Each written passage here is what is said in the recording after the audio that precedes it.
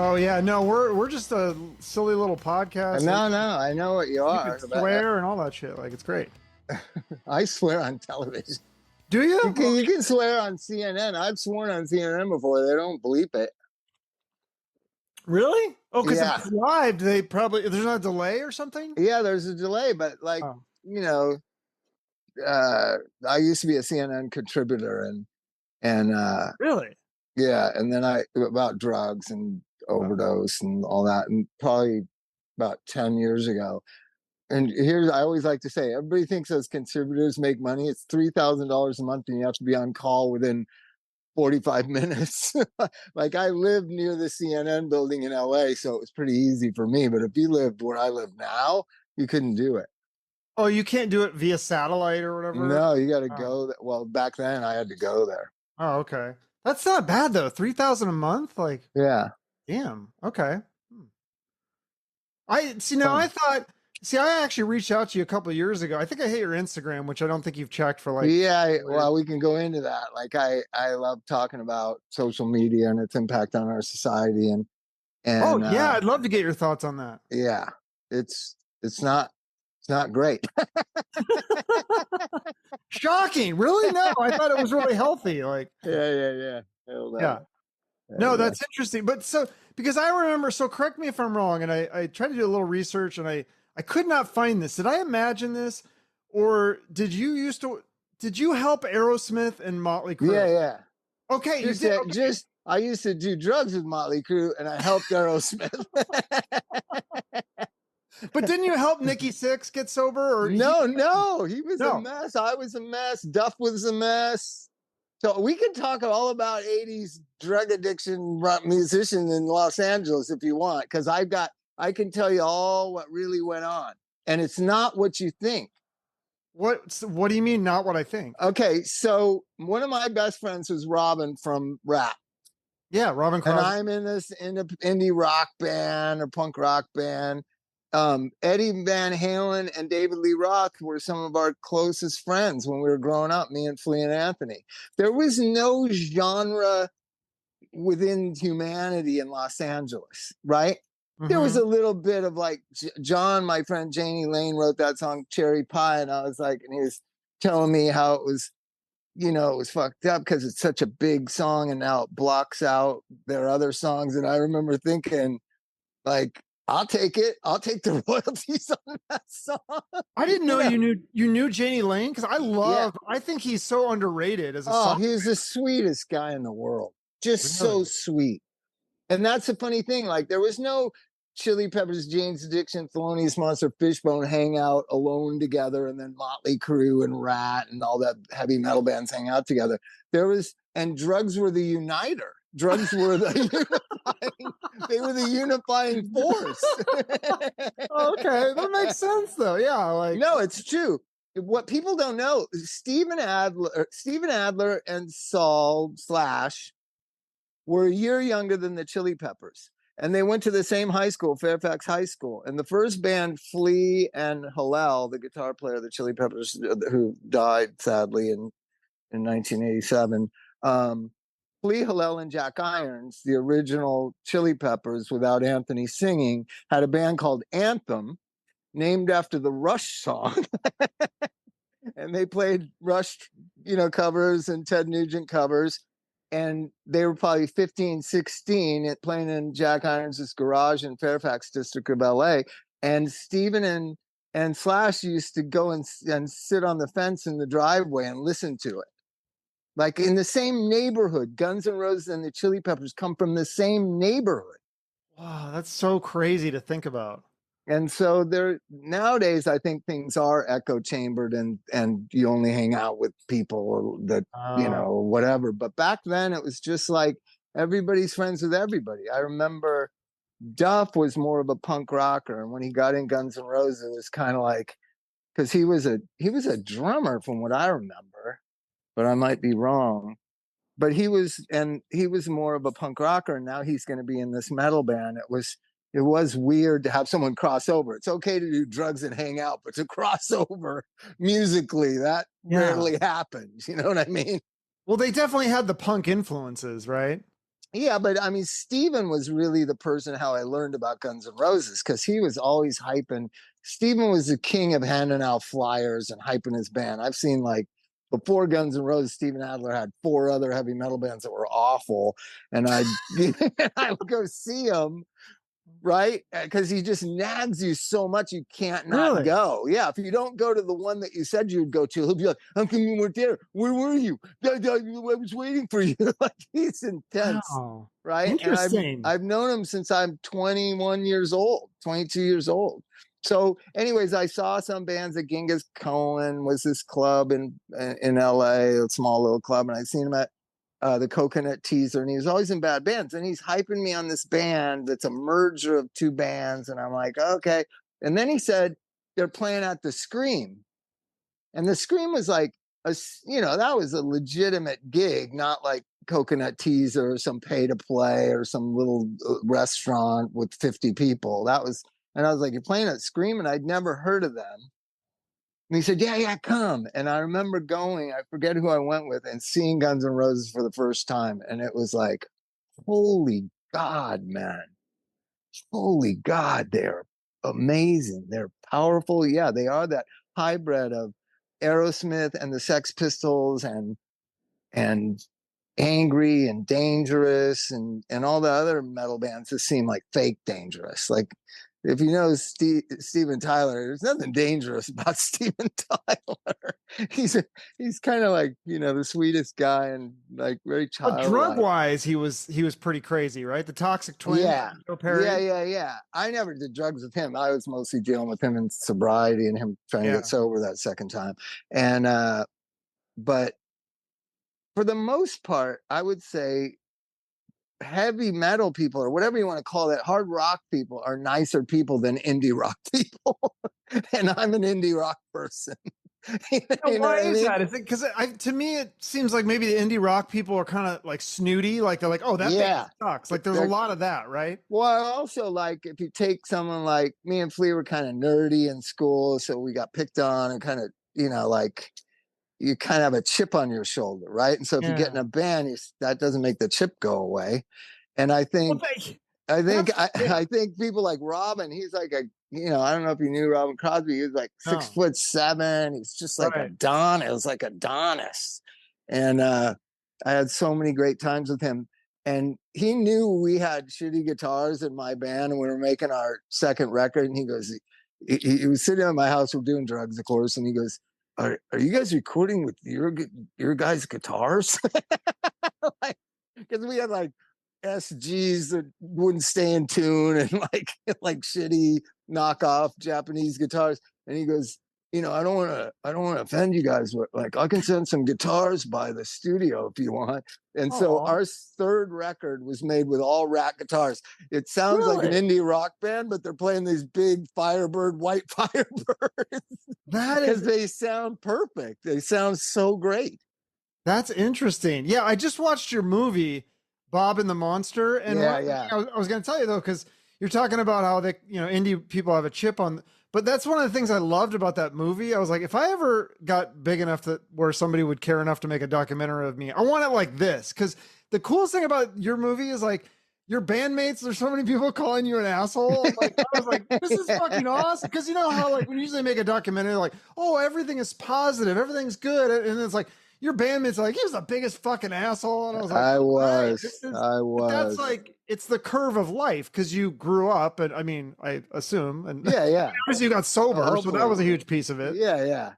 Well, you just get, that chip on your shoulder, it never goes away. And friends of mine, like Gibby from Butthole Surfers, and everybody has it kind of. Steve Albini had it. Kurt Cobain had it. It's like an indie rock chip on your shoulder type of thing. And you got to be able to go through therapy or come to some sort of peace about the world's not against you. When you look at the heroes of punk rock, Johnny Rotten still thinks the world's against him. He's like 74 years old. Everywhere he goes, everybody kisses his ass. Everybody bows down to him. Like, I don't understand how you can be so angry. You know what I mean? But And the heavy metal guys were never angry. That was, except for Axl, of course. Axl is an angry guy, or he was. I saw them at that desert trip thing, and he was smiling. I've seen Guns N' Roses probably 30, 40 times. I've played with them. Like I seen them through all their different incarnations, and I've never seen him smile on stage, and he was smiling the whole time. So he's found peace, I think. You think so? What do you think happened that where he found peace? Like what changed? Did he, because I don't think he got sober, did he? I mean, I feel like he never was an addict. He's just okay, crazy. Yeah. He's just crazy. Oh. Well, yeah, I mean, given his background and his childhood, it's like if you actually, I mean, from what I read about it, it's like, wow, no wonder he's so fucked up. But I also feel like that fueled the music. And that's why there was so much emotion that I could relate to as a teen and the anger and stuff. And I was like, oh, I love this guy. They love these guys because they don't take shit from people. And I was like, yeah. I respect that. Well, you know, the first line of Appetite for Destruction is the word welcome, and he sings it like fuck you. You know what I mean? So it's that he was that thing, but he, you know, eventually, hopefully, if you live long enough and you get off drugs, you find peace or you find some sort of insight. I think most of my friends that are still alive have that.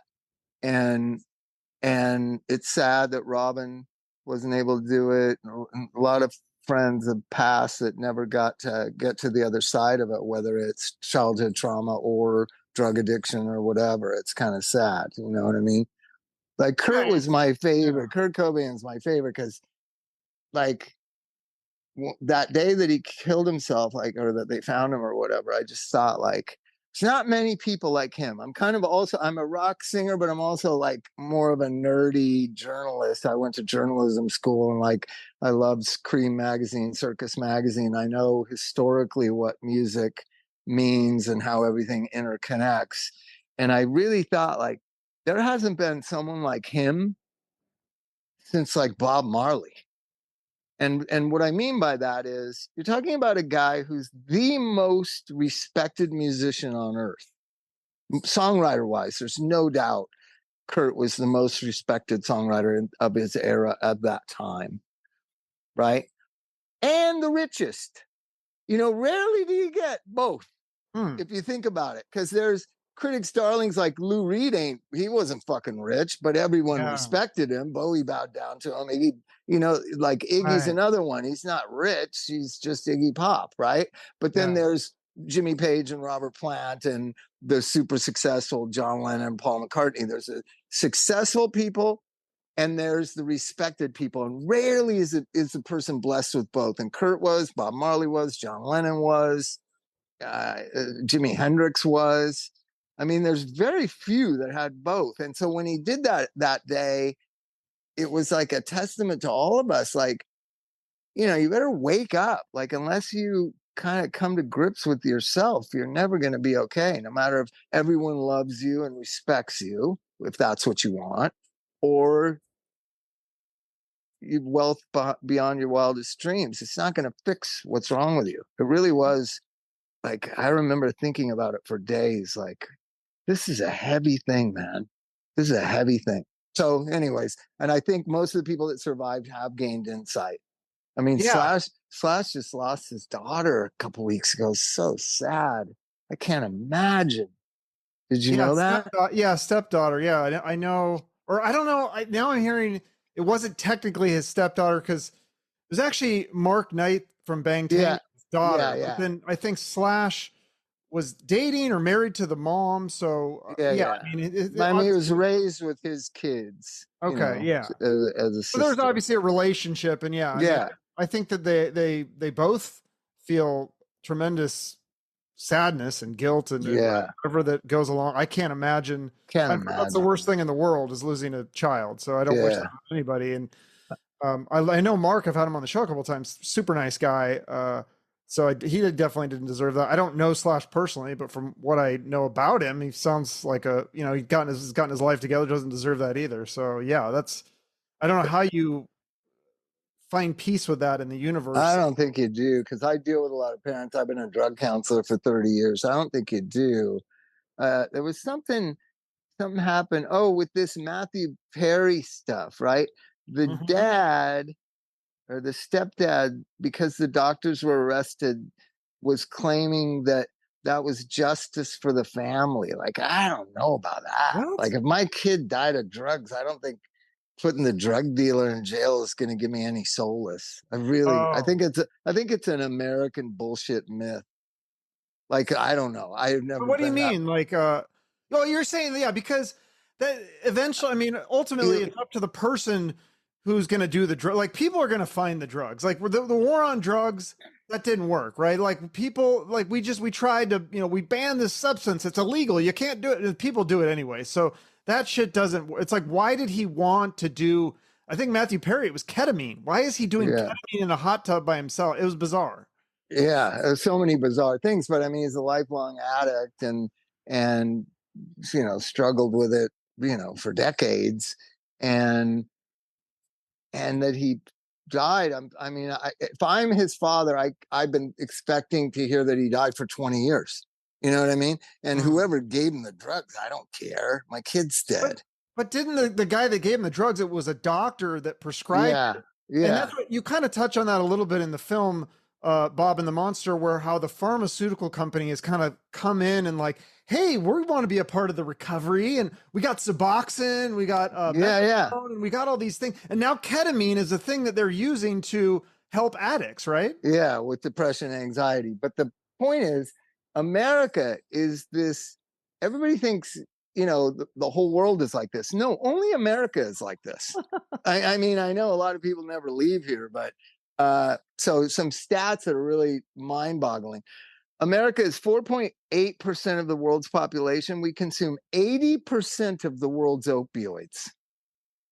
5%, roughly 5% of the world consumes 80% of the heroin, OxyContin, fentanyl in the world. We are still 4.8% of the population in the world. We take almost 50% of the world's prescription drugs. Do you think that's because we are also one of the richest? Like, we can afford it? Or like, no, I think it's that the pharmaceutical industry has gotten himself into our politics and our DNA as a society, much like the oil industry did and the tobacco industry did, which is, we know it's dangerous, and yet we've just got open prescriptions to everything, right? Meaning now kids are dying of fentanyl pill overdoses, right? Worst thing you can do as a 15-year-old. Take a pill, you don't know where it came from, you don't know who created it, you don't know who made it, but you've been programmed your whole life to believe pills are safe. And I'm on this rampage that pills are not safe. They give you a whole piece of paper that's like 36 inches long about all the things that could adversely happen to you from taking this harmless supposed medicine, right? Yeah, you're preaching to the choir here. Yeah. No pills are fucking safe. Right. But we've taught young people that they're more safe than powders are bad. Powders are actually less dangerous, and I'll tell you why. When you ingest fentanyl, most users here in Southern California put it on tinfoil and they smoke it and inhale it. That way, if you get a huge dose of it, you're not going to die. You're probably going to go unconscious for a while, but you're not going to finish all that you had, right? When you take a pill of it, that's game, set, match. Okay, because it could delay. Because it's all going to come into your system. Yeah. Right? And I've talked to paramedics who are talking about, it takes 3 shots of Narcan to bring these people back.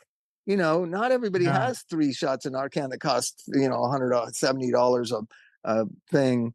That's $210. Everybody got that? They're sneaking the fentanyl into other stuff. Like my brother's friend did coke, and there was fentanyl in it, and there was 2 of them, and they both passed out. And then somebody walking by just happened to see it, gave one of the guys Narcan, so he lived, and the other guy died. Oh my God! Where was that at? Where was that? Up in Seattle. Oh yeah, yeah. That's where I'm from originally. Like, there's some rough towns like Seattle, Philadelphia, here in Los Angeles. Like, there's just what is the thing in Philadelphia? It's just crazy, right? Where the people are leaning over. It's like what's the drug called? It's like a zombie drug. It's called Trank. Yeah. What the hell is this shit? I don't know, but they love it.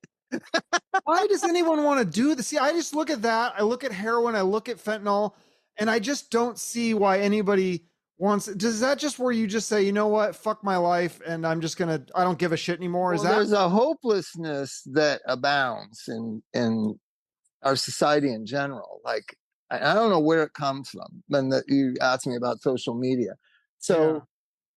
So I'm like a private person. I got a lot of friends, and if you talk about them too much, they call you up and go, "What the fuck? Why don't you talk about your life, not mine?" So, and Well, yeah, I like you're to friends talk with the Red Hot Chili Peppers and stuff. I mean, that's yeah, interesting. but I like to talk, and I like Yeah. to tell stories, and I think conversation is the lost art. And so I just thought, I don't need to be on Facebook and all this stuff. Plus, I was on there a little bit, and right when, before Trump, there was a wave of hatred and anger and discontentment that you could feel, right? That I don't like, I don't agree with. I was raised by a much older dad, my grandfather, really, and you just couldn't complain about it. Like, he would just blast you. That's another thing. Like, Gen Xers, millennials, and Gen Zers, no one blasts them. Like, my dad would call you stupid at the dining room table. I think it's important to know that something you said was really not. You're not being really sensitive, and you're there's all these like rules and you things can't you hurt gotta walk on people's eggshells. feelings. Yeah, you can't hurt people's feelings. You can't tell the truth. You can't use kind of accurate language, right? Right. So we were told we couldn't complain, so we got it. I don't complain. So I started seeing it on Facebook, like everybody complaining, like people I knew, like our old road manager, and like people I knew just complaining, and like their lives aren't bad. They live in a nice house in Huntington Beach. They're fucking golden. They were lucky That's a good you know point. what I mean? Yeah. I don't get why That's a everybody's lot of the so people that angry. complain are people that are doing really well. Yeah, like, or whatever. I don't know what Dr. Drew says it's unresolved trauma, but social media gives unresolved trauma a voice, a soapbox to go out there and complain and attack and be negative. And so I wasn't a big fan of it. But I have a rehab center in Malibu. So all the marketers and all the SEO people tell you, "Oh, you're the guy, you got to do social media." So I did it, and I had this Instagram account with Simple for Me, called Bob Forrest is a Dad, and I did, and I enjoyed it, like just fun stuff, and just little anecdotes and whatever. And then I posted a video of my 3-year-old daughter dancing to Michael Jackson. So this was 5 years ago. She's just turned 8, and people started DMing me and telling me, "Take that down, like Michael Jackson's a pedophile." And I was like, fuck you, like, don't watch it. Then it got nasty with this one woman that I kind of know, and she said the most awful thing after this exchange. She said she hopes my daughter gets molested. Oh my God. And you think you can just say that to somebody? Like, People never say this shit in real life to each other. Never would you say that. Yeah. And I was just like, fuck this shit. This is a cesspool. So I got off, and everyone's telling me, no, our SEO is going to fall, and, and people need to know about the rehab and whatever. And I said, well, if it starts to fall, and if we're not getting the admits that we get based on my reputation, then I'll go back and do it. Well, it's 5 years later. It didn't impact our business in any way. All those social media marketers are liars just trying to create jobs for themselves. Yeah. Could someone else run the social media? It doesn't have to be you personally. Yeah, I just think that's phony, though. The Chili Peppers kind of do that. Oh, I don't want to say. Oh, did they? Oh, shit. You just called them out. Oh, fuck. Anthony's going to. Yeah. But I mean, why you have to have this presence?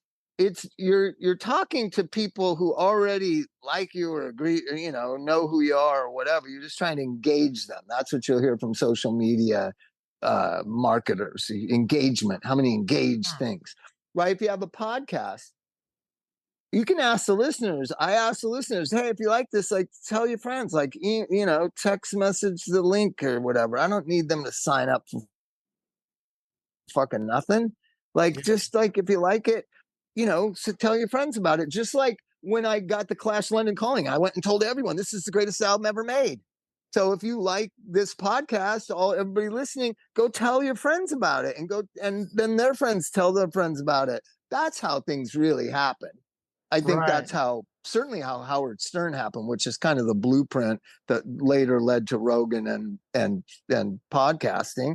Because Howard Stern was what he was, and he got fired, and he still stuck to his guns, and he believed in what he was doing, and he just kept on it, and it just grew and grew and grew, and now it's just the gold standard of almost all. There's no such thing as Johnny Carson. There's just Howard Stern and Joe Rogan. You know what I mean? And that's not some scam. That's not some social media marketing campaign. That was the genuine, like Rogan I don't get, but Howard Stern I get. I don't, like, I'm not an exercise guy. I think there's exercise guy worlds. There is, like, and then you gotta give Rogan another chance though, because he has some fascinating. If you're not an exercise guy, but it's not. He doesn't talk about exercise. I mean, he has people on that from like musicians, comedians, scientists. Yeah, no, I do listen. I listen. Yeah. I like it. It's like, to me, Howard is so. He used to be so funny. He's a little bit more serious now. But Maron was a friend of mine before he became, an acquaintance of mine before, and all of a sudden everybody's talking about Mark Maron. I was like, Mark Maron, the comedian? He's like, yeah, he's got the biggest podcast in the world. And I was like, wow, how is that? Yeah, you did his podcast. I did his podcast, and I asked him before we did it, like, what's the secret here? And he goes, I don't know. I just stumbled into it. Like, I'm at my house. I'm going to fucking be here because I live here. And you're going to start talking the truth. You're going to start telling the truth. So he waits out. So he has the original, people like Sting or Elvis Costello or Obama. He's there, and he's going to keep the conversation going until you get real. I thought that was a great insight, because in other media, you're done in 15 minutes or you're done in 30 minutes. With podcasts, you can just stay there and you can get rid of the whole first 2 hours. Yeah. Until Obama levels with you, or Elvis Costello levels. I said, who is the hardest? And he said, Elvis Costello. He just sat there spitting out his, like, typical Elvis Costello stuff. And he wanted to know, some things that I want to know. I love Elvis Costello. My son's named after him, not Elvis Presley. And, Elvis Costello to me is one of the greatest songwriters of all time, especially the first 7 or 8 albums. And yet he seems like he feels disrespected. Like, there's nobody more celebrated as a songwriter than him. You know what I mean? Yet he seems like frustrated, or that he doesn't get the respect that, say, someone like Sting or I don't know, Phil Collins gets, right? And to get down in there, like, what is it? Like, what is it that you feel like you didn't get? You know what I mean? I'd like to know that. There's certain things about certain people, especially musicians, I'd like to know. Right? Lou Reed, who died before I was able to ask him, he celebrated drug addiction in a very blunt, digestible, understandable way. Heroin, the song Heroin and Velvet Underground, Perfect Day. There's so many songs he wrote that are obviously a celebration of drugs. Yet when he got sober, he hid it in hidden meanings. Like, I know that he wrote songs about being sober, but he disguised it, and he was kind of clever about it. One called New Sensations that is about being sober and how everything is new. But he doesn't say, I stopped doing heroin. Yeah. You know what I mean? And he never talked about it. And the whole thing about me. I mean, you're a musician too. Like, like, aren't you supposed to kind of use metaphors and things like that and kind of be more clever? I mean, that was what Cobain, because it was like the 80s, it was more black and white. And then Cobain came along and it was like, oh, wow, he's like talking in like totally different poetic metaphors and things. Yeah. Well, and we knew so much about him. It was the beginning of like MTV and knowing about people in ways that we didn't before. It was more mysterious. Like Led Zeppelin was mysterious. All my growing up, you didn't know anything about them really, other than the mythology that they got out through their kind of, artwork and collective interviews, you didn't really know about bands the way that you started to know about bands post MTV and interviews and the whole focus of things. So a lot of people knew so much about Kurt Cobain that you could read things into things that maybe weren't there. I remember when after he died, there was a song called "In the Pines" by, I think it's by Lead Belly, but I think it's an old bluegrass song. Anyways, and in it, it's like my girl, don't lie to me. I don't know if you ever heard that song on Unplugged, right? Yeah, of course. Yeah. So knowing so much about him and Courtney and their life and the kid and all that, you're thinking, oh, he's doing that song and it's meant to be about Courtney, right? It's not. If you go back 4 years before, he produces and plays guitar and sings background on the exact same song on Mark Lanigan's solo record. In the Pines. So he probably, in my, I know how musicians operate. He probably, a lot of Nirvana songs don't translate acoustically. They're doing unplugged, so he chooses to do a couple of Meat Puppet songs. He does the Vaseline song that he always did. And then why not doing the Pines, the Lanigan thing? Because you can fill out the hour, right? You can't really do Teen Spirit acoustic. Yeah, no, I like the song choices. That's one of my favorite unplugs, honestly. Yeah, it's I wasn't really even a good. huge Nirvana fan, but I mean, it really was. If you look at it now, especially, it stands the test of time. It's really a brilliant performance. I don't know if he was fucked up during it, but I mean, it takes so long. I've been there when some people recorded. It goes on all day. It's like you're going to be fucked up. You're going to go to sleep. You're going to wake up. Oh, you're really? going to be cranky. You're going to do more I know drugs. because I know the Alice in Chains one. I think he was really fucked up. Like or was it the Nirvana one? One of them, like he was like so high, and then they had to get him like uppers because he was gonna like pass out. I can't remember if that was Lane or Kurt, but yeah, it was always Lane. Lane was. It's funny, as I was going down that next wave of Stone Temple Pilots and Alice in Chains was coming up, Pearl Jam, all that, and so I was going down, and I don't know, I probably had a place to live, but I just hung out at my drug dealer's house all the time. And I was at my drug dealer's house and I was sitting on this couch doing drugs, and these two guys came in, and then I was looking at them, and then MTV was on, and they were on MTV. And then I looked back at the couch, and then I looked at MTV, and I was like, and then they left. And I said to Frenchie, the drug dealer, like, who are those guys? And he said, oh, it's Alice in Chains. And I was like, it's a new breed in town. Like, you know what I mean? Dig the new breed. Like, there's new guys. But where were they? At the same drug dealer's house that me and Robin were at. It's a unifying thing. Like you said, the drugs, right? Everyone, old generation, new generation, different genres. Like, yeah. Right. I mean, I've done drugs with like George Clinton, Niles Rodgers, Bootsy, Fleetwood Mac, Fleetwood Mac. Roth, damn, that's David Lee Roth. Jesus. Wow. You have a book? Do you? Do you have a book?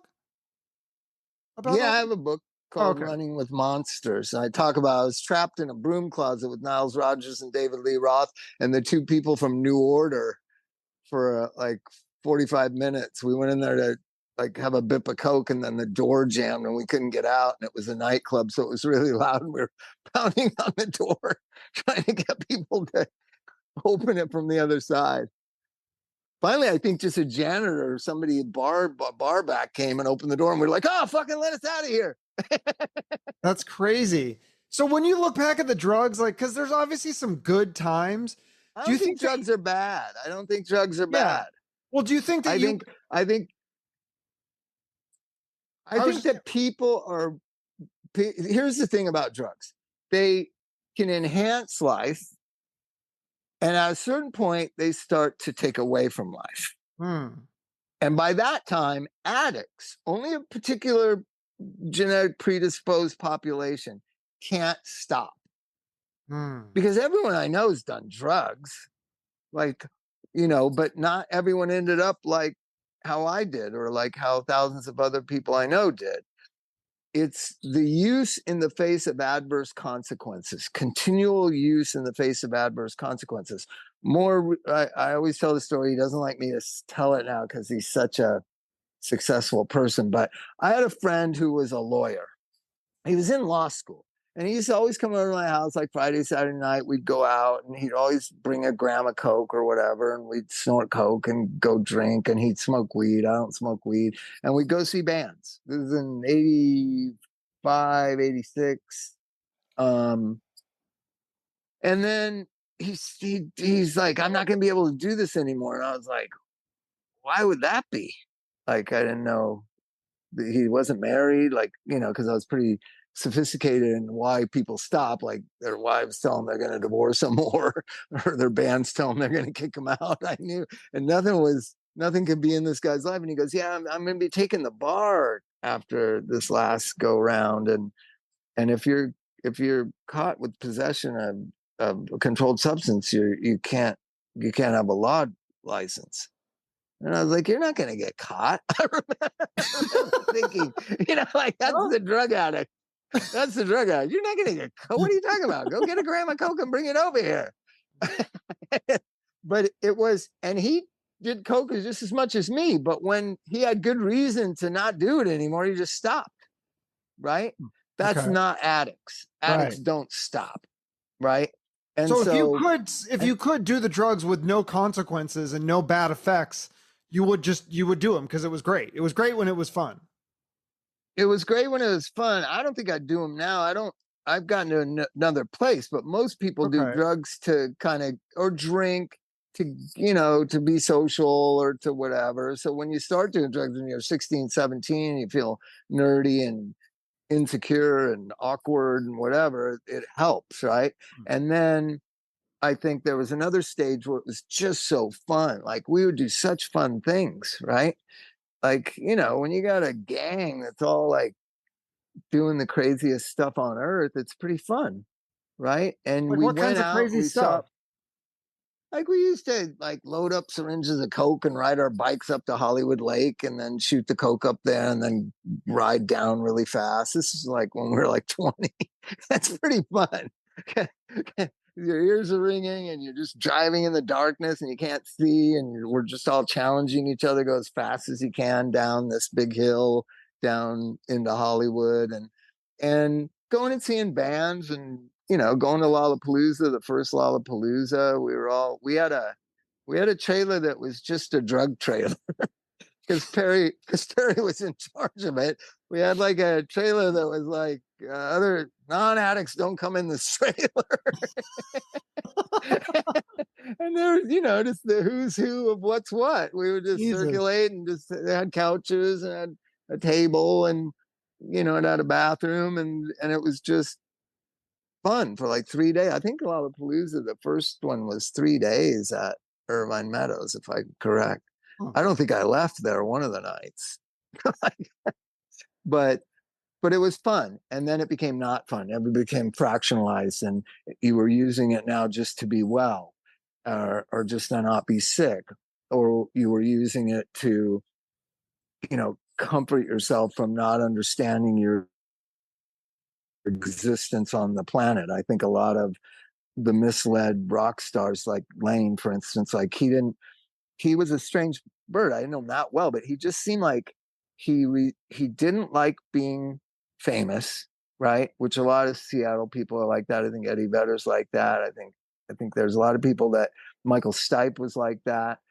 That you've driven to do this thing, and then you succeed, and then you realize you don't want this kind of thing. You don't want people paying attention to you all the time, or you don't like being put upon. I think there's a whole, and I think drugs kind of is a way of withdrawing from society. My friend Matt Dyke, the greatest hip hop producer, did that. He just couldn't handle what being famous was, right? He produced Tone Loc and the Beastie Boys and all this stuff, and he was one of my best friends, and he just withdrew into this big house he had, and he just sat in there doing drugs for 20 years until he had a physical breakdown, and his sister called me, and I went and got him into rehab. But certain people can't handle it.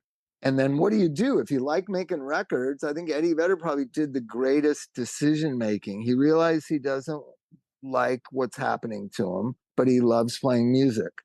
So find a model that's not dictated by corporate record companies and MTV and Rolling Stone magazine. And I think Pearl Jam did the best job of identifying, we don't like what this is, this big rock world and rock stardom, but we do love playing music. And I think their kind of plan was, we're not going to be on MTV, we're not going to do interviews, we're not going to make videos, and we're just going to make records. And look at, they're the ones that survived it all. That is interesting, yeah, because I remember they did the first album, and I think they probably did some interviews, but I know they made music videos because they had a live, they made Jeremy. Yeah, and then after Jeremy, I think, wasn't Jeremy the last one? I don't think they did a video after that. I think that Kurt's death had a profound effect on Eddie, and he thought, like, I'm next if I don't do something different, right? Which is, Kurt felt trapped, it seemed like, and I remember telling him, like, you don't have to do this. You don't have to. Nobody's holding a gun to your head to make records and make videos and stuff. Right. And so I think that's what kind of saved Guns N' Roses. They just they made that, the first they make the covers record, which is just goofy because they didn't know what to do. And then they go and make, Use Your Illusion, which, if you take Use Your Illusion and make one record, it's a masterpiece. But you don't even know which side is which side. You know what I mean? It's kind of crazy. I love those records, but yeah, I think if they would have combined it in one, it would have been so solid, and they could have taken the other side and made it a B-side or so. I don't know. Yeah. But then comes the never-ending Chinese Democracy, right? That is such a weird thing. Saved them, though, when you think about it. Like, maybe they wouldn't be alive if they would have kept going. Right. You know what I mean? So there's all these conscious decisions made. But I think the hardest thing was for the hair bands, like, what do they do?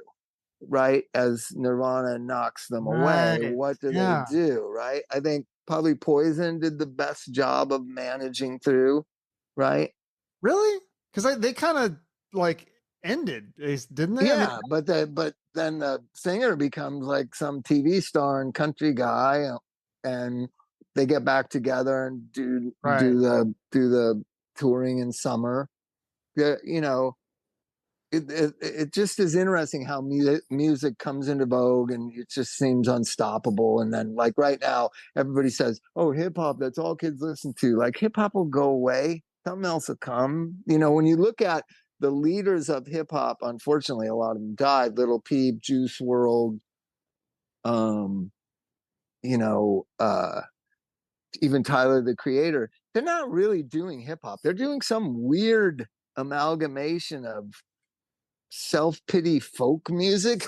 I don't know, with a hip hop beat. Do you listen to the modern music that I think I do, because I go to my gym, and my gym is all like the cool kids, so they play like the new rap stuff. I probably don't know. Extension. I'm sure that's like, if you played the songs, I go, oh yeah, they play this at my gym all the time. I don't really know, but it's interesting. It's not like Fuck the Police. They're not singing political stuff. I love NWA. Me too. And Public Enemy, but they're not singing that. They're singing like, "Poor me, that girlfriend, she fucked me under, I'm gonna kill myself." Like, you got to really tune in to like what's going on in hip hop.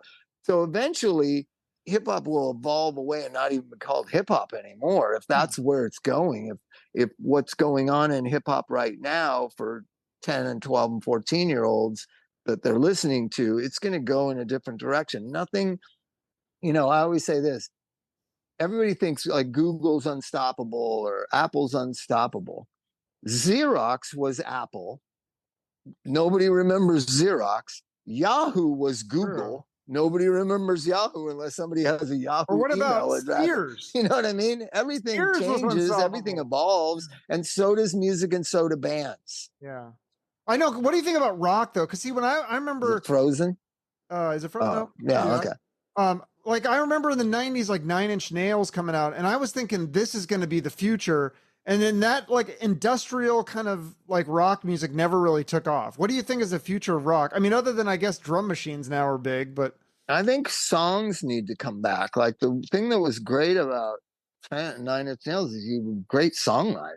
You know yeah. what I Oh, mean? And fuck when you look yeah. at those hits of the hair metal bands, they were great songs. Like they're really cool songs, right?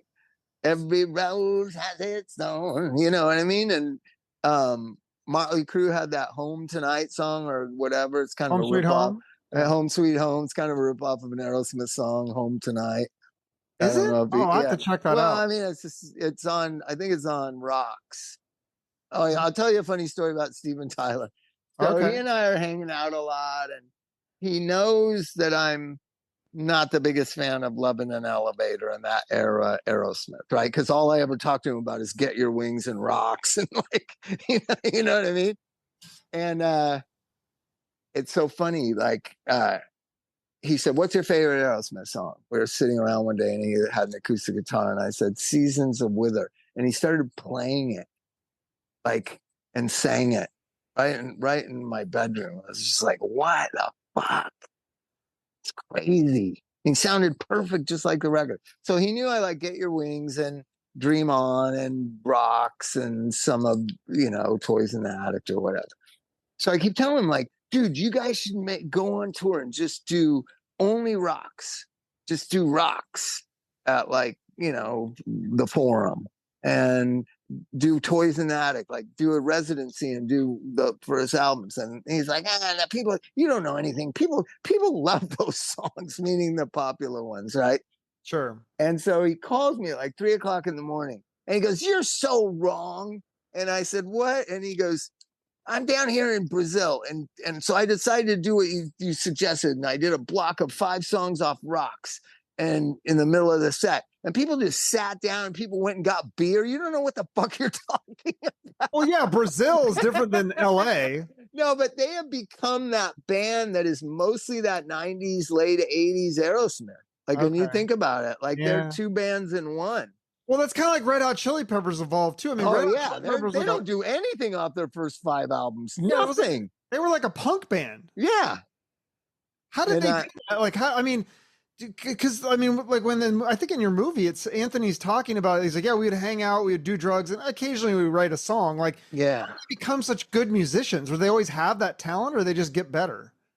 Well, I think they were good musicians. Anthony is the hardest working lyricist I know. Like if I worked as Hmm. hard as him, I would have still be playing music. He just How do you really work hard thinks. as a lyricist? He's just always thinking about words and lyrics and sentences. He's got books all around his house, and he'll say, Hmm. I got, listen to this line."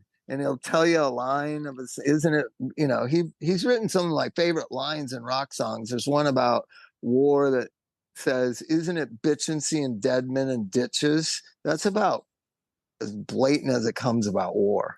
Like I'm big on songs that mean something, not just Yeah. songs. And so he has all these great lyrics. Like there's one about the disease of alcoholism where it says, "I've got a bad disease from my brain is where I bleed." That's a fucking genius line. That's like That equal on to Soul to Bob Squeeze. Dylan. Yeah, Soul to Yeah, I Squeeze. love that Yeah, song. he has amazing lyrics, and they really don't get the respect they deserve. To me, they're just on the Really? most high. You don't think they Um, get enough respect? I think as a band and kind of like in that Led Zeppelin-y big way they do, or Guns N' Roses way, but I think that respect as a songwriter, I don't think that he gets what he deserves. But I mean, we all get what we get and whatever. But he's a great lyricist, and he works really hard at it. And it kind of came natural to me. I would just think of something, and literally a song would just come out in like 20, 30 minutes. I wrote 2 of the songs on our 3rd album, like in the studio, just like making it up with a notebook. And they're really kind of the chaos of what I was and how attuned I was. It really just made sense. And, and he works at it a much different way than me, like, and other lyricists I know. I know Axel I've seen him over that Chinese Democracy, just with notebooks and like sitting there trying to figure shit out. And they made Chinese Democracy. It was at my friend's studio, and I'd go by there sometimes and like Tommy Really? Stinson would be there, and the Brain would be there, and then just be like, "What's been going on?" It's like, "Oh, we're re-recording." Like, Wow. Did you see Buckethead? He's such a yeah, fascinating. Buckethead was Does there. he always have the bucket on? Even like, No, oh, no. okay. So you know what he looks like. Yeah, yeah, everybody Okay. does. Wow. He was friends with the Fishbone guys. I don't know if you're familiar with. It Fishbone? was Yeah. yeah, yeah, I remember them. yeah. And so there's just, there's songwriting is what all this is about. Is songs and how to tell stories and how to convey feelings to the listener. And nowadays I don't know that people cherish it or respect it the way they should. You know what I mean? There's songs about nothing. There's so many songs about nothing, right? I listen to Yeah, I think some people Morgan Wallen. You ever listen to Morgan Wallen? He's got like every song is like him and his girlfriend got in a fight, and now but she's to blame too, and I got all the blame, but she's to blame. He's got like 9 songs like that. Like, what is that connects with people?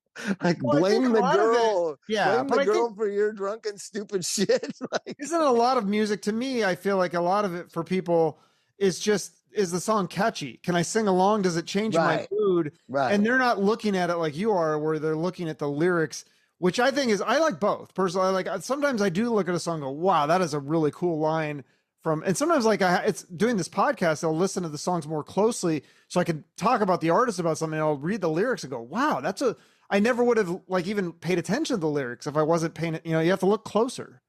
Yeah. And to me, lyrics are everything because I grew up in the 60s and I had older sisters, and that's all they talked about was Bob Dylan and the Beatles. And, it was like, all you need is love. I remember when that was on TV, it's like, that's a profound statement in the middle of post Eisenhower America. All you need is love. Because to my mom and dad, love meant sex to them. Like, so their daughters are all excited about sex, and they're just missed the whole point. No, they're talking about love and caring about their friends and their community. And,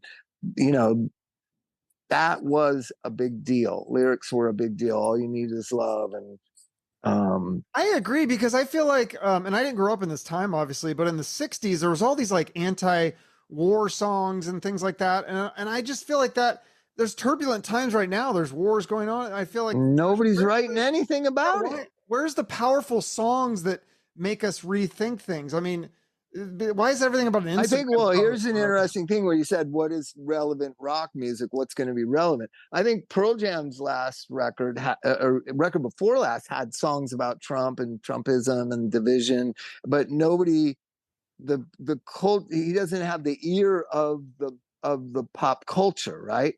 It's more for the Pearl Jam fans, right? So you're almost preaching to the choir. You know, that thing has to come from the people that have the ear of the culture. That means it has to come from Billie Eilish. It has to come from Halsey. And it's also a lot of girls are in charge of the pop culture. And then, the idea that women, that they have the ear of young people, right? But don't you think that's Taylor the division Swift has the responsibility to the millions of dedicated followers she has. There's a responsibility. My dad used to say, to whom much is given, much is expected. And see, right. The new generation, they want all the bells and whistles and prizes, but they want none of the responsibility. That's kind of how our politic is too. We want everybody to have a house and everybody to have $5,000 and whatever. And like, yeah, how do we do that? A. B, is that good for everybody? C, who's going to pay for it? You know what I mean? Yeah, as an addiction counselor, see, that's what I see a lot of in the world. And I mean, I was a counselor, and I studied addiction a little bit, but the thing enabling, because to me, that's what I see a lot of in the world right now is like, I feel like we are as a society enabling a lot of dysfunction. And that's just my opinion. And I mean, you could bring up almost any topic, and it's like, I feel like we're enabling people. We're not helping them be successful on their own. We're enabling them to be dysfunctional. And this is true, absolutely true. We have 50,000 homeless people that we call it homeless, Yeah. I don't know, like, or unhoused or whatever word makes people feel good. Right. It's people we've given up on, really, isn't it?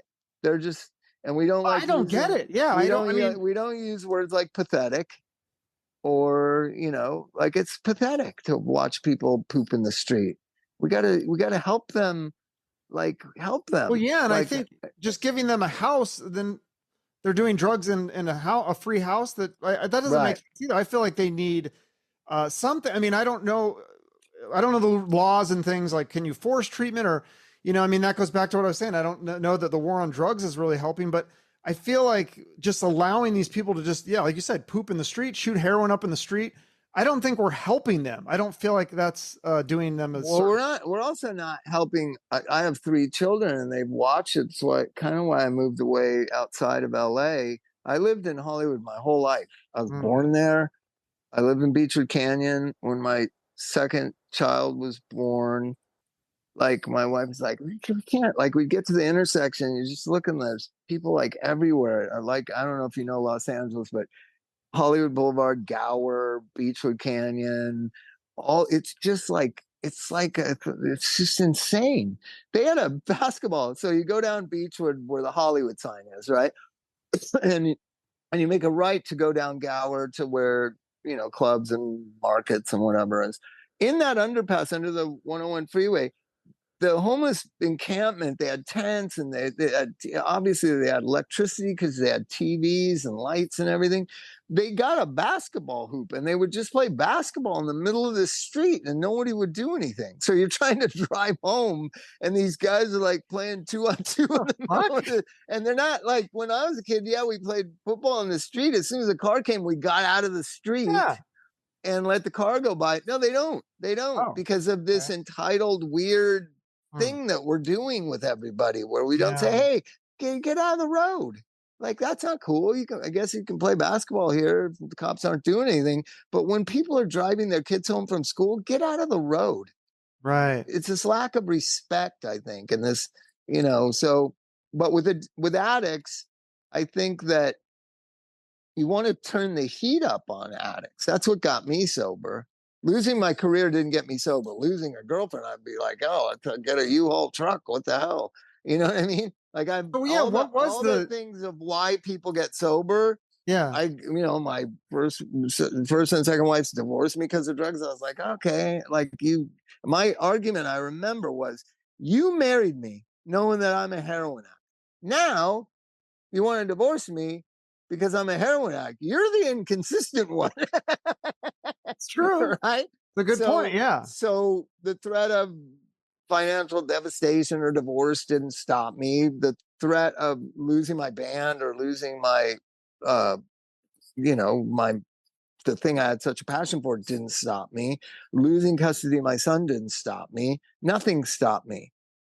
But the way the LAPD would arrest me repeatedly and put me in jail, where you would kick heroin in jail with nothing, that and the monotony of it, that was the thing. Like, Mm. I got arrested, I think, 19 times, and I probably kicked dope in jail like 10 times, 8 times. It's a horrible thing you don't forget, right? Now, at that point, I become willing to go to treatment, and I go to treatment over and over again because I don't want to live this hell, right? That is living on the streets, being a junkie, getting arrested all the time. And it really is what motivated me. And in the end, what got me clean. That doesn't exist anymore. That monotony of being, they don't arrest anybody anymore. They don't Mm. even arrest you. I mean, I don't know what the LAPD arrests people for, but they don't arrest people for assault, shoplifting, drug possession, um, uh, you know, screaming and yelling at people in the street. They just drive right around them. And this is the new compassion, Yeah. justice, or whatever. And so I just know that with fentanyl and the new permissiveness, I'd be dead. I would not be sober. I would not be talking to you. Mm. So I hope this leads to those people gaining insight and getting off drugs and getting off the streets, but I don't see how it can. I Right. don't see how it Well, can. yeah, I remember I went to this conference one time and it was this guy and he was a cop and his son became addicted to opiates. And I mean, there was all these like things where he would come in and he'd destroy their house and try to steal stuff, and like, and he'd end up in the hospital multiple times. They'd always go visit him in the hospital. Yeah, what the hell is that about? And so yeah, so at one point there was a counselor that told him, said, okay, next time he goes in the hospital, don't go. So they didn't go visit him in the hospital. And that was when he got sober, because I think he realized, he's like, oh shit, like I'm on my own. This is like really depressing. Like nobody gives a fuck about me. And that's when he decided to get sober. And turn his eyes from focus on himself outward. So that's what I've always thought. That's a good metaphor. All I thought about for those years that I was such a selfish asshole was me. And what people cutting me off did was have to focus out and like say, oh my God, I'm alienating everybody. Everybody, everybody's has fled me. Nobody wants to have anything to do with me, including my musician friends, right? They'd see me and they'd like, I'd be on the street and I'd see somebody driving by and they'd be at a stoplight and I'd be waving like, yo, yo, yo, pull over. And they would like not look over and drive away. Interesting. Do you feel like you were projecting the hatred of yourself onto other people during that time? No, I think they had all just had enough, and I had lied to everyone and disillusioned everyone and disappointed everyone. And for, addicts can do a hell of a job of alienating people and hurting people and using, because we use people for it's a strange kind of narcissism that addicts have, right? I told Steven Adler this. Like I said, Steven, it's not that people don't like you, it's just they're sick of you. And he's like, really? People are sick of me? And I was like, I'm sick of you. I know that. Is he doing better now, by the way? Yeah, okay, he is. Great. You should have him on. I'd love to. I've tried.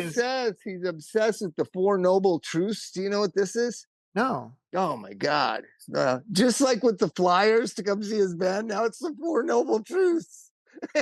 Okay, what is it? It's a book. It's like to always be truthful with your tongue and always be right sized, and it's all these rules. It's a book called the Four Noble Truths or something. That was his thing. Mine was like AA and Buddhism, and Steven's thing is that it's the Four Noble Truths.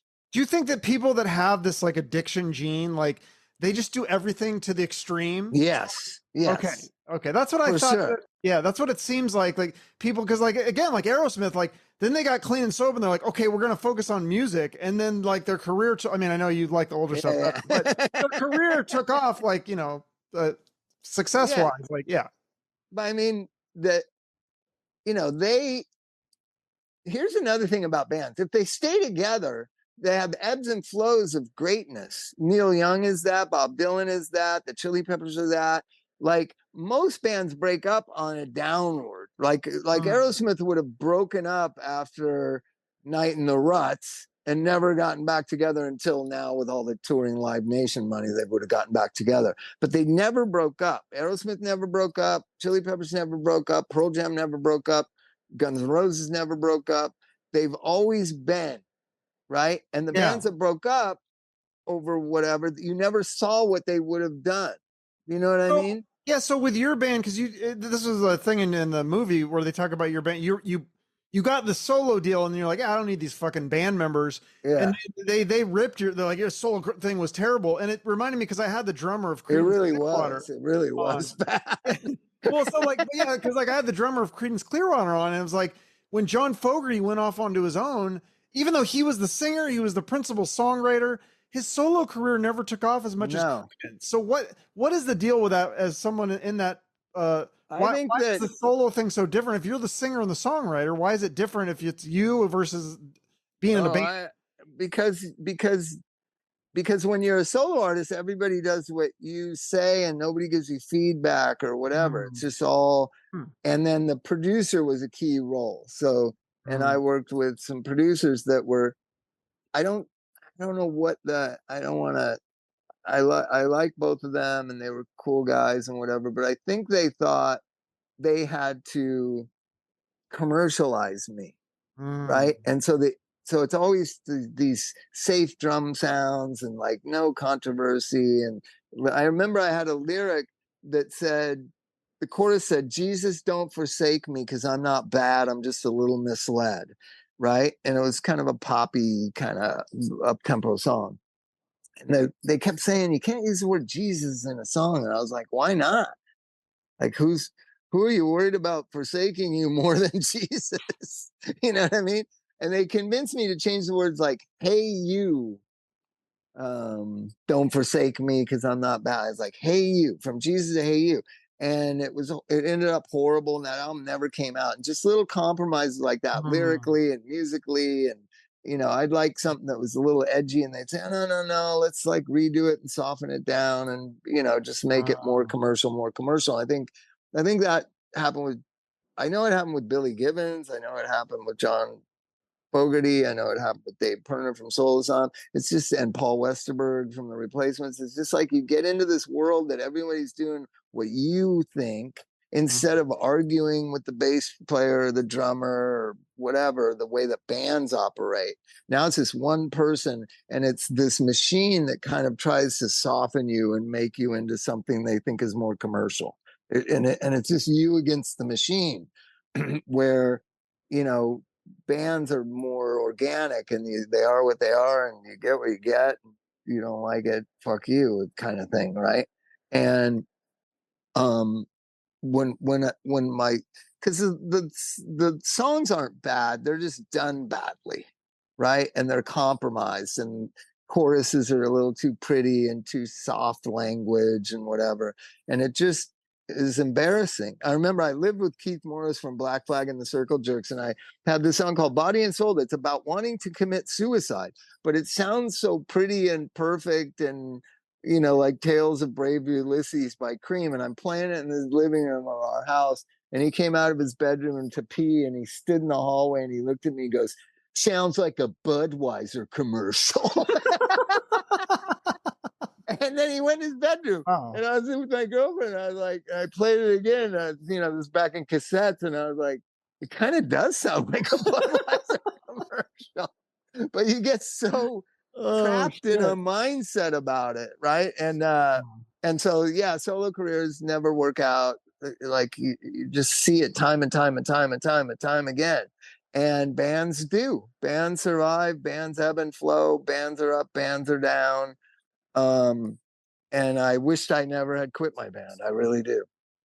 Yeah. Well, you guys got back together, right? And then you, Yeah, I mean, but we had missed a thing there. It was never the same. I mean, touring was the same. We were good live, so we could probably still be playing now. But oh god, I remember I went on a tour with my band I got when I got sober called the Bicycle Thief. And it was me and Josh Klinghoffer. He's now in Pearl Jam. He was in the Chili Peppers, and three other guys, Chris Warren and Andrew Clark from Campfire Girls here in LA.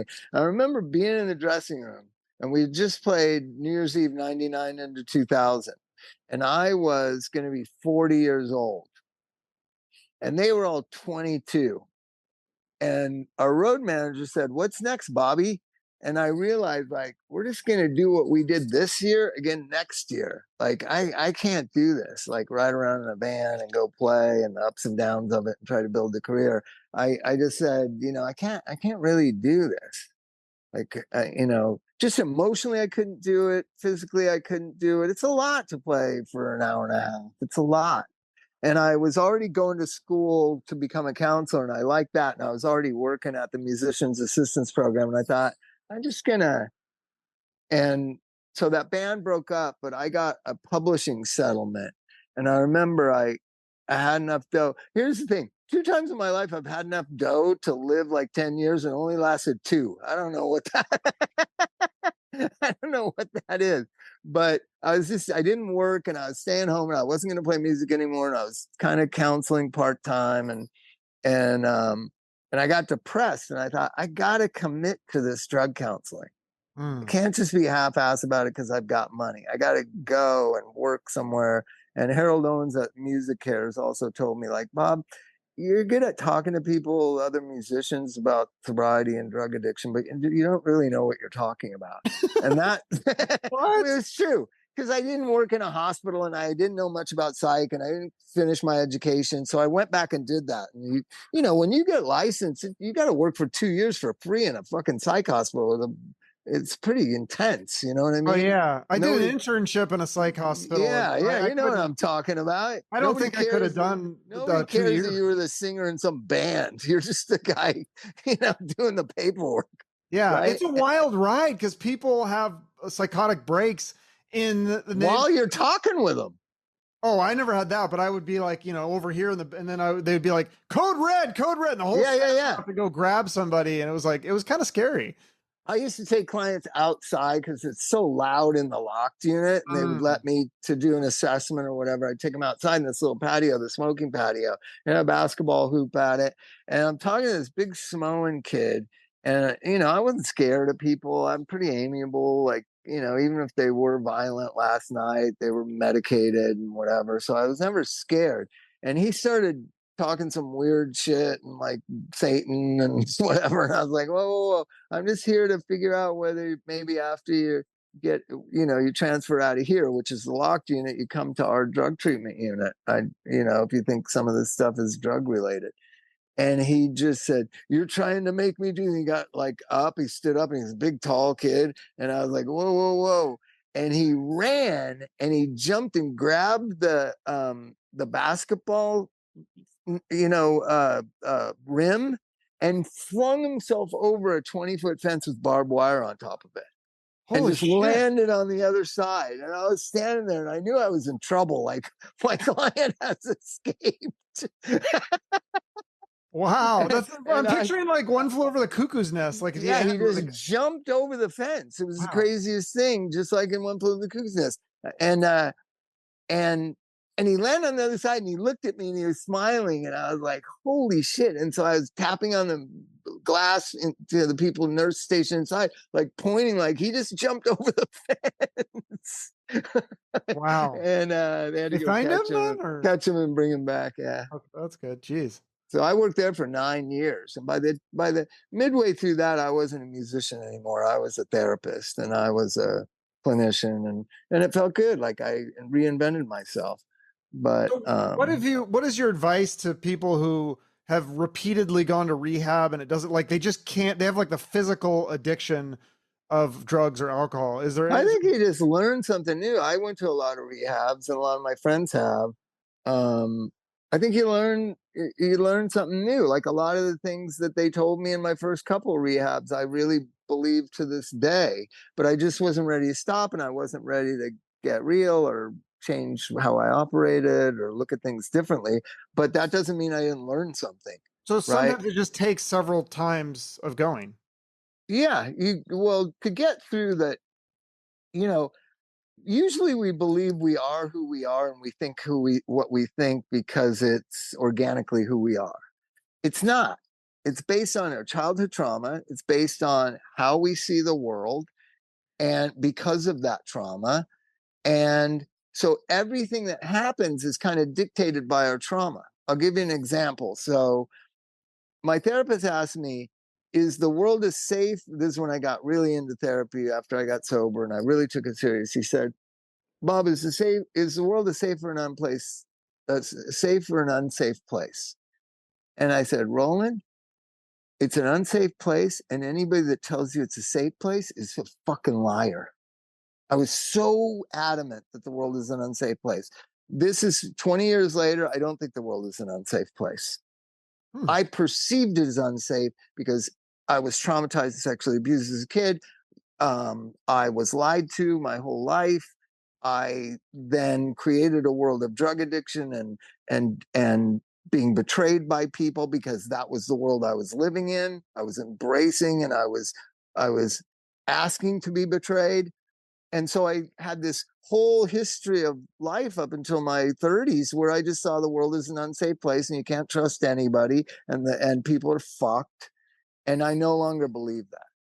But And it that's sounds like that from, was accurate from your childhood. Like that yeah, point it wasn't yeah. safe. And that's what you were saying about Axel. Dave Navarro, the same thing. Dave Navarro watched his mother be murdered by his stepfather, right? I don't know if you're aware of that. Oh no, I didn't know that, but I was reading Bobby Brown's book, and she talks about Dave Navarro coming over and just some crazy shit where she put on this like weird porn and stuff, and she was like really freaked out by him, and like that was like it's. But now that explains a lot of it. Okay. Yeah, he has a documentary called Morning Sun, Mourning, about his mother's murder. And then the guy who killed her, the stepfather, never got caught. And so Dave never knew. Like, he was the only witness to it. So his whole life he was thinking, like, that guy is going to kill me. Right. Wow. That'll make you a little untrustworthy of the world. Right. Sure. And a little anxious and a little depressed. And so when you do drugs, it'll comfort that anxiety that you have. Right. And does so that also fuel the creativity though? Yeah, I think for sure you have this wanton abandon for music, right? Meaning, oh, somebody's calling me. Holy God, hold on. It just makes you that person that doesn't care, like, is out for today. Right. But they use music. Sorry about that. It's like a cathartic thing, I would think, to write a song. I mean, the drugs obviously too, but I think, you know, they probably do both. And then when they get sober, they don't use the drugs, but they could still use the music as a cathartic process, I would think. Right. I think we're all like that. My story is my sister's my mother. It's in the documentary, and I didn't know.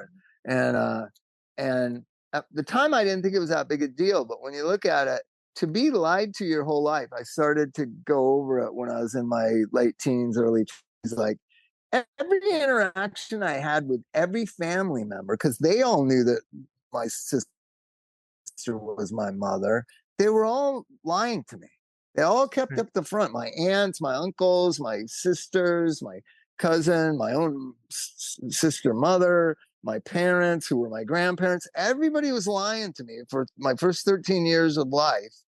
And just, wow, how can that not profoundly affect you? You know what I mean? I think, didn't that the same thing happen to Ted Bundy? I feel like that was the same story. I think it happened to Jack Nicholson. It happened to John Lennon. Eric Clapton, maybe too, was it? Maybe Eric Clapton. I don't know. But the story goes, you know, it was typical that, you know, grandparents would adopt a child to kind of keep a lid on the gossip or whatever. And because that's what happened to my family. They didn't want to admit that their 14-year-old daughter got pregnant. Right. So they'll just put her away in a convent. That's where she went at 14 years old. St. Anne's Home for Unwed Mothers, it was called.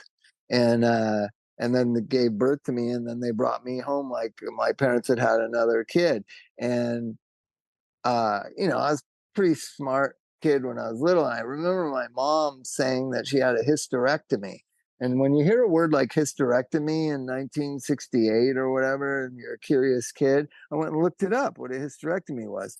And I saw sterilization. And I was like, and she was referring to it like she had it a long time ago, like before I was born.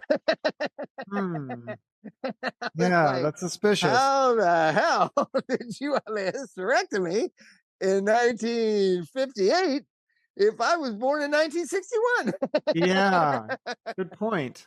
And so all those lies, you know, kind of makes you mistrust.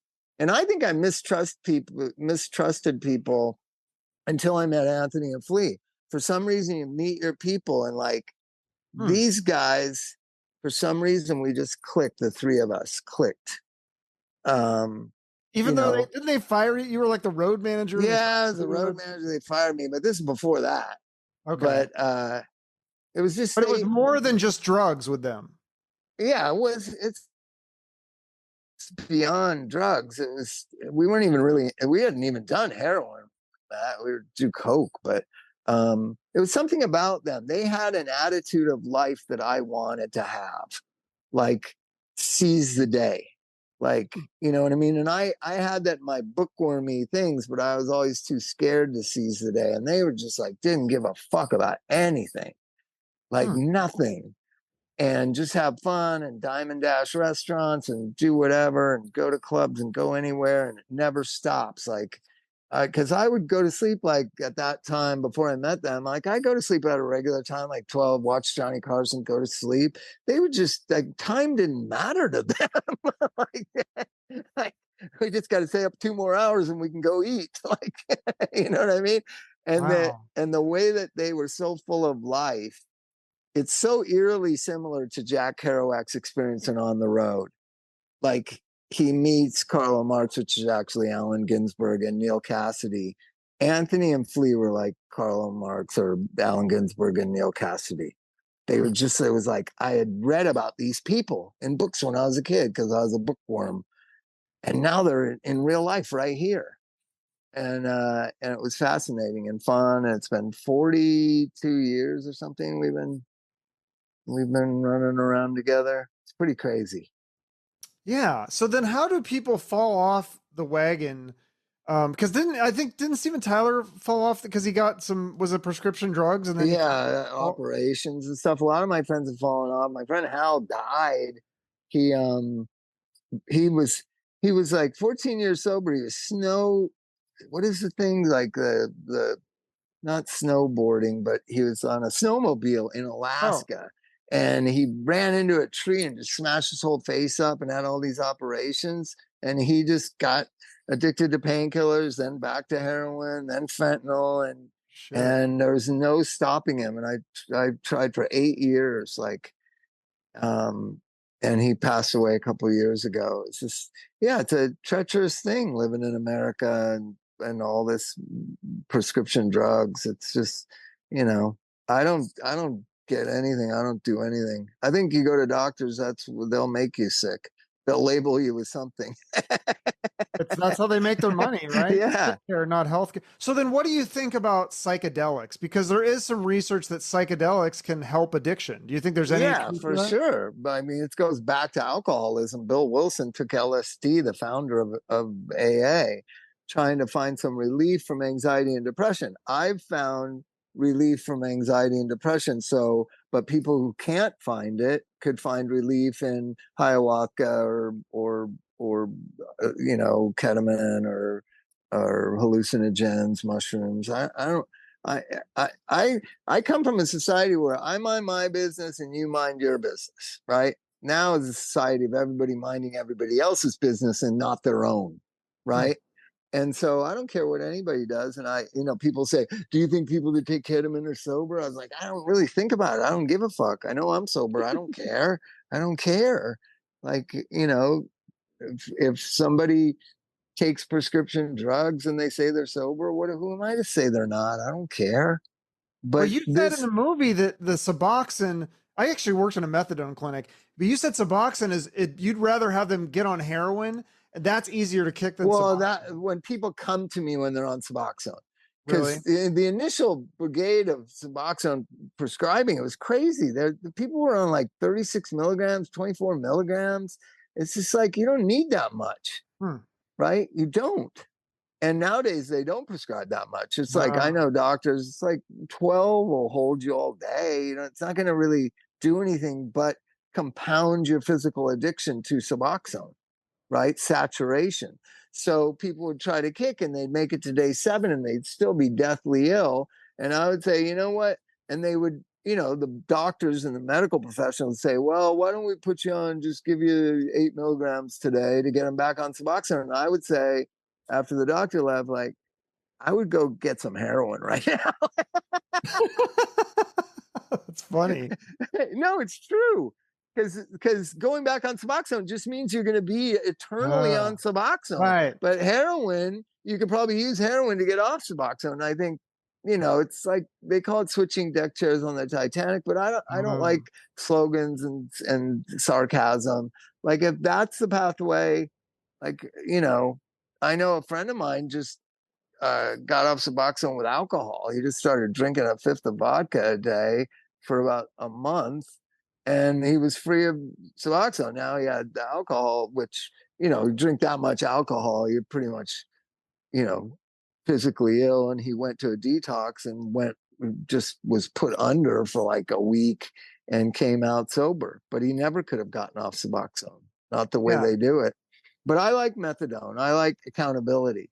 right? So what methadone does is you got to go every morning before 9 o'clock or they lock the doors. I've been on methadone so Right. many times and it's 8:52 and you forgot and you got to go to the bathroom and you're driving there and it's like, oh my God, and the door is shut. And they're just like, no, fuck you. See you tomorrow. Oh yeah. No, because I had to go at like so early because a lot of Yeah. construction workers have to go before like 5 a.m. So they Yeah. don't, Yeah. yeah, 5 it's like, a.m. they oh open. God. And then I like if was, you were really good, they would give you like a week's supply. Like you had to like earn that privilege or something. yeah. Or take homes on the weekend. Yeah. There was I was on one in Richmond, Virginia one time and, I'd see this lady, like it's all junkies like me and yeah, construction workers and near do wells and whatever. And there's always this impeccably dressed lady with her briefcase and whatever. And she'd be standing in line like when the clinic would open. And I see her throughout a couple weeks, and I happen to be standing next to her one day, and we were talking about I don't know what. And I said, "Do you mind if I ask you a question?" And she's like, "No, go ahead, honey." And I was like, "Do you see anything weird in this line?" Because she looked like the mayor of Richmond, Virginia. You know what I mean? And I was like, how do you explain you in this line? What's your story? And she goes, oh, honey, I've been on methadone since 1964. You can tell old methadone addicts, they call it methadone. And, Mm. and she'd been on it since 64. This was in 1994. She'd been on it for 30 years. And she got on it in New York City and she continued her education and she was now the head of the English department at Virginia University. Wow. But she had to go just like everybody else and get her methadone. And I said, you're the lady on the brochure. And she said, I'm the lady in the brochure. I mean, they always show people with briefcases and hats going to productive work. You know what I mean? And no one who's on methadone is that, except for Okay. I met one lady that is. Interesting. Right? That's crazy. So what is this new thing that you're promoting? The reason you're doing it? DNA for addiction. Well, they never have had a test. They always tell you addiction is genetically based, but they didn't have a test. So I told some friends of mine like that have this lab, like, there's no affordable or public access to a genetic test. I don't think people would want to test themselves initially when we were talking about it. I think like I would want to know which one of my kids has a predisposition to addiction, Mm. right?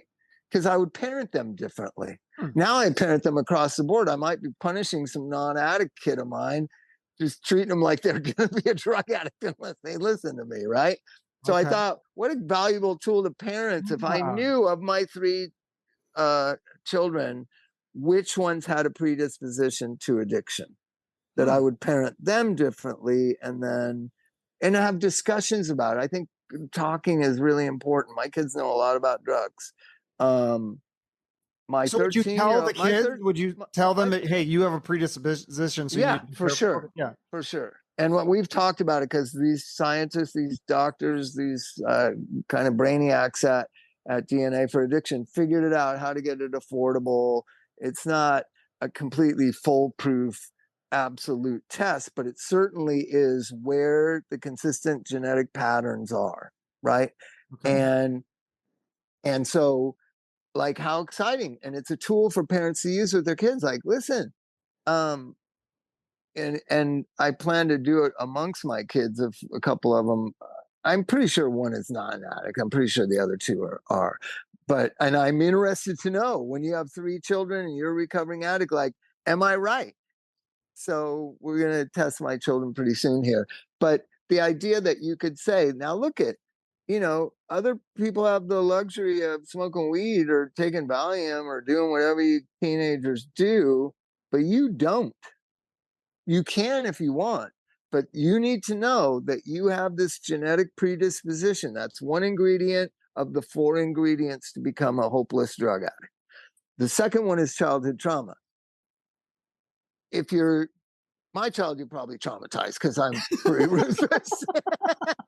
No, I just see all the helicopter parents and whatever. Like my wife's kind of a Oh, helicopter parent, but like I just like don't rescue, make them ask for help. I have a thing in my book where I talk about I was with Elvis, my older son, in Paris, and I'd go to this park near the place where we were staying, and my kid fell, like Elvis fell from a high part of the monkey bars or whatever. And I was running before he even hit the ground. And I was comforting him and picking him up and just being a good American dad. And I turned, and all the nannies and moms that were sitting on the benches where I was looked at me in contempt with this weird, like, kind of fucking person is that. And we were there for 10 days or whatever. And another kid got hurt. And I watched the mother, the French woman, with their hurt kid on the playground, make eye contact with them and wait for them to ask for help. Very important, because it teaches a child autonomy. We don't teach that in America. We got 40-year-olds living at home. I got friends that their moms still do their laundry. It's just fucking pathetic, right? What you were talking about earlier with the enabling, the enabling.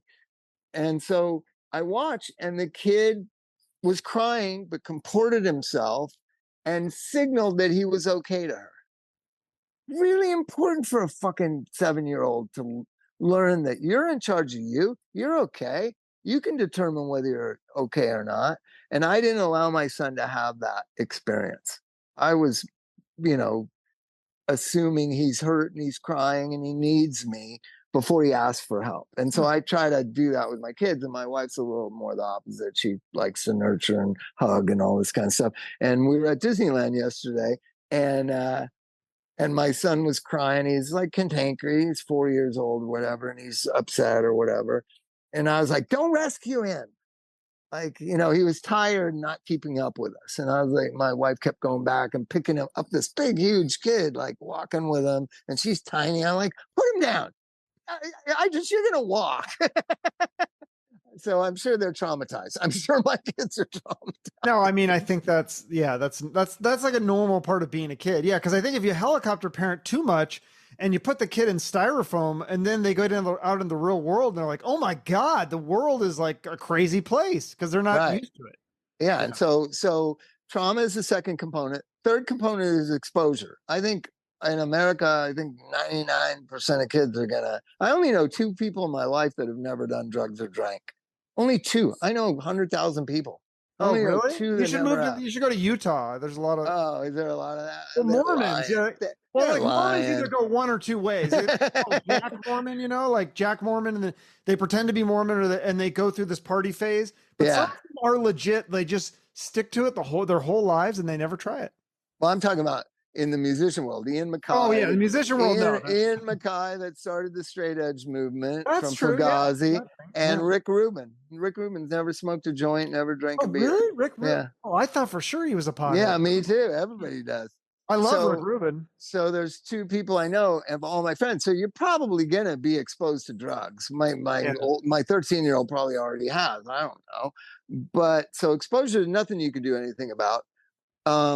Trauma. It just happens. There's really nothing you can do anything about.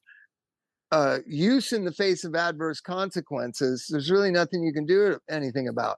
You can be aware that those second and third and fourth ingredients are destiny for you if you're going to choose that way, right? Mm-hmm. There's another interesting statistic. If a child uses drugs 13 years old or younger, they have an 80% probability of developing a problem with drugs and alcohol in their adult life. 80%. If that number stays kind of static, it goes down like to 76% or 74% at 14. At 15, it drops to half. So if you can just delay smoking weed till you're 15, you give yourself a 50-50 chance of not having a problem later in life with it. How crazy is that? And and when I read that in the NADAC study or CDC study, I was like, I started drinking at 11. Then I asked all my friends that are all drug addicts. I was like, my one friend started drinking at 8 years old. My Chris Hoy, 8 years old. Like there's none of my friends started doing drugs at 15. It was all earlier. And they all ended up drug addicts. Yeah, well, because your brain's still being wired, right? So then Yeah, it's it's still like pruning and it's and the same thing with like developing. if a Yeah, kid is molested or so, like the sexual, like the girls, and boys can be sexualized at a young age, and then that's the wiring that takes off. It's right. yeah, And there's so many studies about drugs and alcohol in young people. And that I just try to say, what's the most commonsensical? You got to get your kids to delay using until they're 15. I mean, that's an achievable goal. yeah. Like, just pay attention, talk to them. And the DNA test that we have is just a tool for that, really. It's to try to, start the conversation when they're 8 or 9 or 10, trying to delay exposure, trying to delay until they can handle it, right? But I was already snorting speed by the time I was 15. Jesus. Yeah, well, they had Black Beauties. They're pills. You open them up and snort them. Kids are snorting Adderall nowadays at school, Right. Yeah, right? that's a big one. What is your theory like, or what ideas do you have to like either decrease or like cut out drug use, like all these problems? Like, is there anything we can do? Because like, I mean, we talked about we can't really ban the drugs. Like that's not going to work. No, it's not. Do you I think it's maybe being more stop honest? demonizing drugs and start Yeah. educating people on why they think they need them, right? Yeah, because I So remember when I took that Dare class, I didn't understand. I was like in fifth grade, and they're like, "Don't do drugs," and I was like, "Well, yeah, of course. Like everything you're telling me is bad. Why would anyone do it? I don't understand." And then because they never said any of the positive effects. Like, right. should you say like this is what's going to happen? You're going to be really happy. It's going to be great, and then your life's going to go to shit. Like that, right? I mean, I think like we be have more more honest. realistic approach now. Do we? I think my hope is that we teach children how to be autonomous and respectful. I just think we've lost all respect for each other, like each other, right?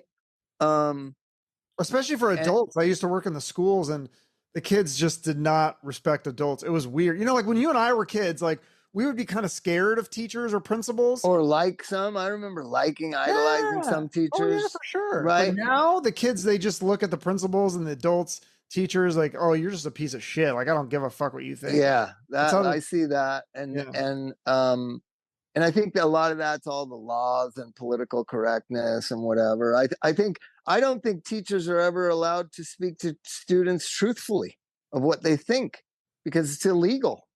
You know what I mean? Or it's not. You get a lawsuit or whatever, right? And my son's school, like I go there purposely. Like I know he's a genius musician, and I know he gets frustrated with people that aren't very good, and he's in main stage band and jazz and whatever. So we had open house. I talked to the music teacher who I've known for 2 years now, and I said, "Listen, Elvis is hypercritical of some of the kids in main stage, and I want you to use him as an example and make him make other people better. None of this complaining they can't keep up. Go fucking make them better. You're in a band with these people, right?" Yeah. And I had to go Rather tell than the because teacher. I had to they'll go try. tell the teacher he had permission to do that to my Okay, son. yeah. You Because I know what was I gonna mean? say I think what they would do now is try to tell your son to go down to their level, and he Yeah, should yeah, try as yeah. good. Don't make people, or he would be, kind of identified as a problem. No, Yeah. address it. He's really fucking good, and he doesn't suffer people who aren't really good very well. And he needs to learn how to help people become better. There you go. That's this year's assignment. And the teacher is like, "Thank you. Yeah, yeah. I've been trying a little bit, but now you're giving me free print." I said, "You can say whatever you want to my kid. I ain't gonna sue you." That's good. I think every teacher should have that. Yeah, can you imagine? Oh yeah, that'd You be know, I amazing. I see peers of mine and their kids fuck up, and they're so delusional about who their kid is. Like there's a lot of obnoxious kind of out of control kids, and the parents have no idea that they are that. And I have to tell them, like, "No, dude, your kid's out of control. It's fine. I love him, but he's a fucking nightmare." like like they don't even know their own kids. So Yeah. anytime their kid gets in trouble, they get mad at the school or the teacher. She just Yep. doesn't like him. Right. No, like nobody likes him. You It's gotta like Steven you Adler. Yeah. gotta teach him how to be liked. Right. And that's not always getting his way and not always, you know, being unilateral and running the, I remember I said that I love this kid, but he talks a lot. And I was talking to my daughter and her friend, and this kid came up and just started interrupting. And I said, you need to shut the fuck up right now.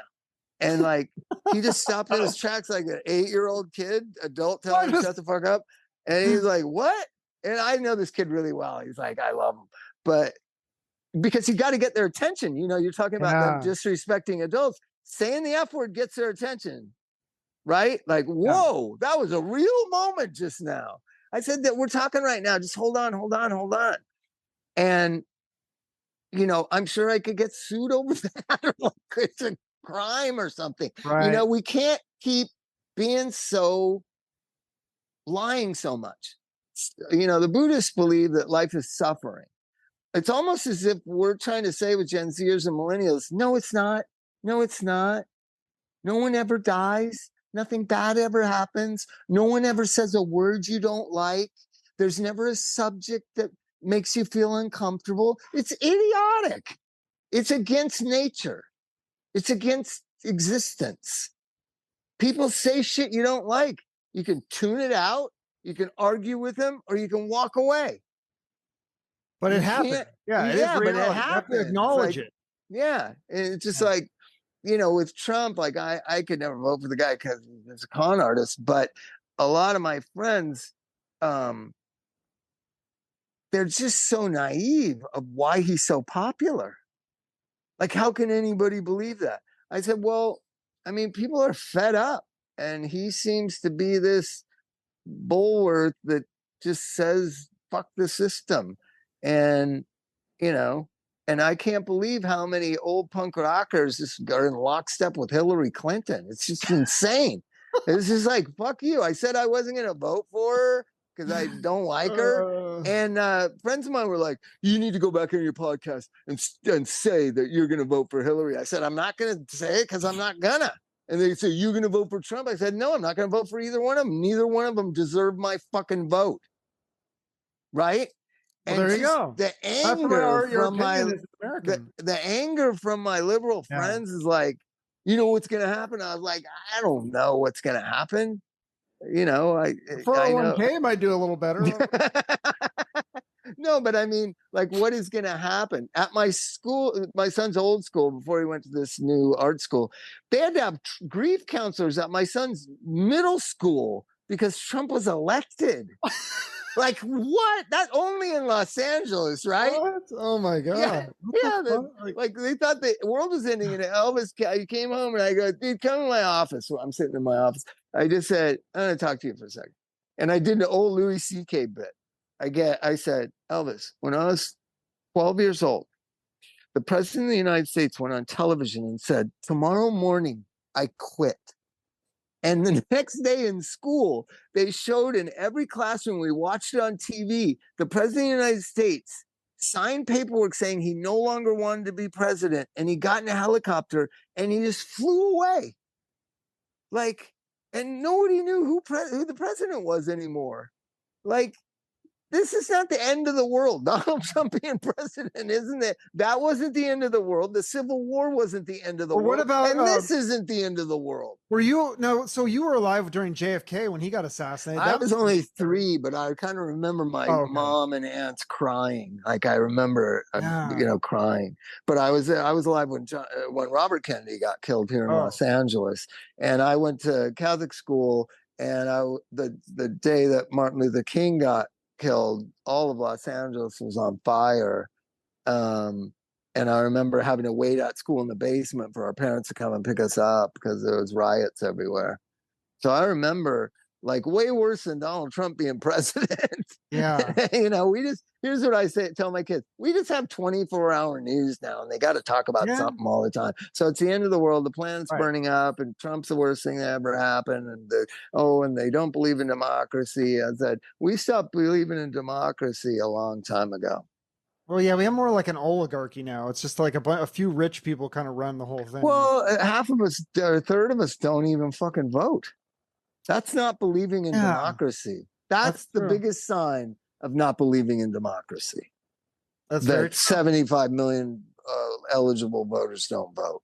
They're just so contemptuous of the system we have. Or they just don't care because they can get their Domino's pizza or their heroin or whatever. Yeah, Like you they're know, fine. you can get Domino's pizza in Russia too. Like whatever, Yeah, they'll be happy either way. The people that are happy with Starbucks and all the way that they live, yeah, the whole world is this now. I was in South America. You got go to an intersection. It looks just like an intersection in Middle America. There's like a Target and there's like a fucking Walmart. Like it's just like. It's insane. The whole world has just been crassly commercialized. corporations. Yeah, I Yeah. like small business. I like mom and pop shops and stuff. Like remember, like you probably young enough to remember mom and pop banks. Like there was Right. like small banks, but now there's so Yeah. many rules if you want to have a bank that it's like you have to be like a mega billion-dollar corporation to afford all the lawyers to have a bank. Yeah.